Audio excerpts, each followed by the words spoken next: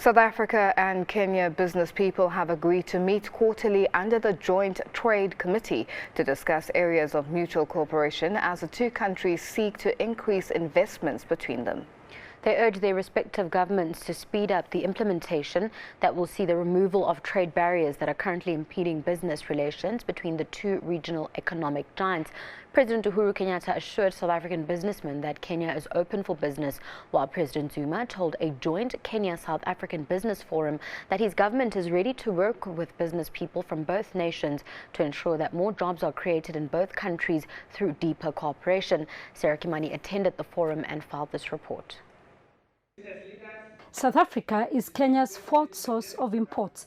Last year, South African exports to Kenya totaled 8.3 billion rands. Trade between South Africa and Kenya has increased steadily in the last 20 years.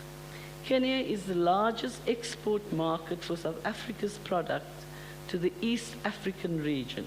However, as the leading economies in the East African and South African regional economic blocs, business people express concern that trade between them is still low. The two heads of state agree. New sources of economic growth must be enhanced with emphasis on the agribusiness, services, automotives, capital equipment, infrastructure, energy and information technology sector.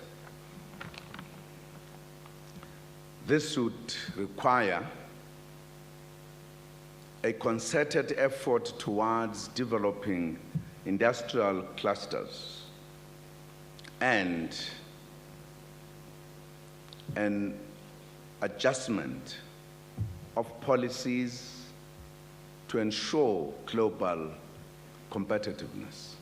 During the forum, President Kenyatta said with 60 South African companies already operating in Kenya, there are still opportunities for more companies to set up shop in the country. I am here to assure our South African brothers and sisters that Kenya is open for business, that we welcome you to do business here in Kenya.